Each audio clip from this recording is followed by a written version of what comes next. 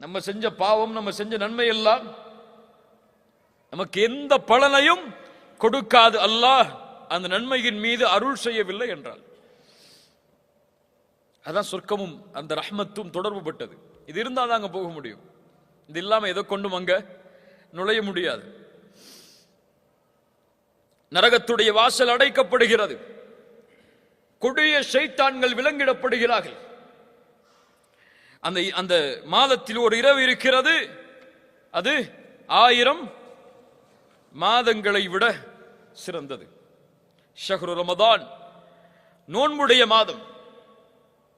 ஒரு நோன்பின் கூலி நமக்கு தெரியுமா? யாருக்காவது தெரியுமா? ஒரு நோன்பு வச்சா என்ன கூலி? ஒரு நாள் நோன்பு வச்சா என்ன கூலி? சஹீஹான ஹதீஸ் இமாம் புகாரி ரஹிமஹுல்லாஹ் பதிவு செய்கிறார்கள். ஒரு நோன்புக்குரிய கூலி என்ன?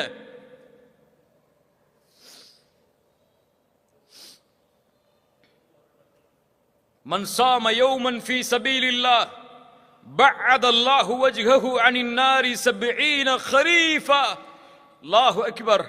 நோன்பின் கண்ணியத்தை உணருங்கள். நோன்பை அடைவதற்கு முன்னால் யார் அல்லாஹுடைய பாதையில் ஒரு நாள் நோன்பு வைக்கிறாரோ அவருடைய முகத்தை அல்லாஹ் 70 ஆண்டுகள் நரகத்திலிருந்து தூரமாக்குகிறான்.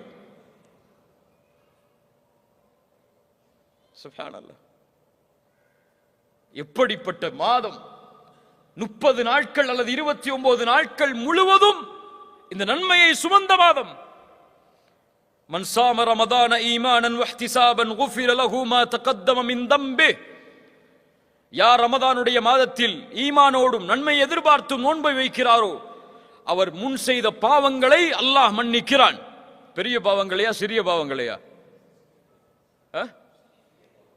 பெரிய பாவங்கள் மன்னிக்கப்படுமா? இயற்கையாகவே ரமதான் நோன்பு வைத்தால் பெரிய பாவங்களை மன்னிக்கக்கூடிய 3 நன்மைகள் எது தெரியுமா? இருக்காது.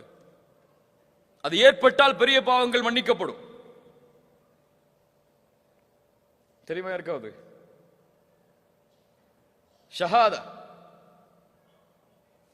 லா இலாஹ இல்லல்லாஹ்வை கூறி நுழைந்தால் ஒருவர் இஸ்லாமில் அவர் முன் செய்த பாவங்கள் எல்லாம் மன்னிக்கப்படும். இரண்டாவது ஹஜ். அல்லாஹ் அதற்கு அருள் செய்யட்டும்.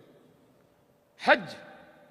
மூன்றாவது தெரிந்த அறிஞர்களிடத்தில் கேட்டு தெரிந்து கொள்ளுங்கள். எல்லாத்தையும் நம்மளே சொன்னா நம்ம இப்ப படிக்க போறோம். படிச்சு பாருங்க. சுப்ஹானல்லாஹ்.